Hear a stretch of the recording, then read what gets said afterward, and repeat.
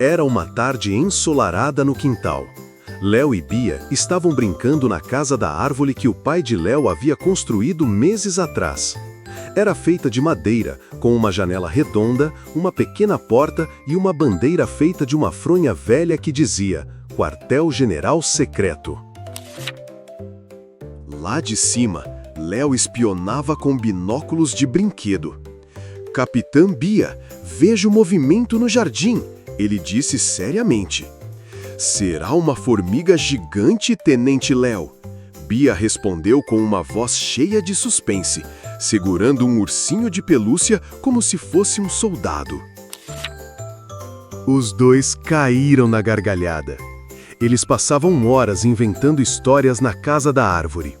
Piratas, astronautas, detetives e até monstros invisíveis. Mas naquela tarde, algo estranho aconteceu. Toque, toque, toque. Um barulho misterioso veio do chão da casa da árvore. Os dois ficaram em silêncio. Você ouviu isso? Bia sussurrou. Eu ouvi. Será um esquilo fantasma? Os olhos de Léo se arregalaram. Eles se deitaram no chão da casa da árvore e espiaram pelas rachaduras na madeira. Toque, toque, toque. O barulho estava bem embaixo deles. Bia apertou seu ursinho de pelúcia. Léo pegou uma colher de brinquedo como se fosse uma espada. Eles estavam prontos para investigar. Eles desceram a escada da árvore lentamente, andando na ponta dos pés até chegarem ao chão. Léo apontou para uma tábua solta. É aqui, ele disse. Cuidadosamente, os dois levantaram a tábua. E o que eles encontraram foi... gato? Mas não era um gato qualquer. Era o Senhor Bigodes, o gato do bairro. Ele estava deitado em uma almofada velha, com uma coleção de brinquedos roubados da casa da árvore.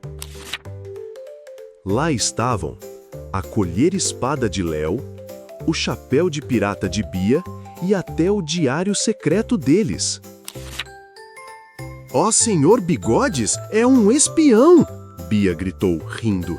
Ele montou o quartel-general dos gatos espiões aqui embaixo, disse Léo. Os dois riram tanto que até esqueceram do susto.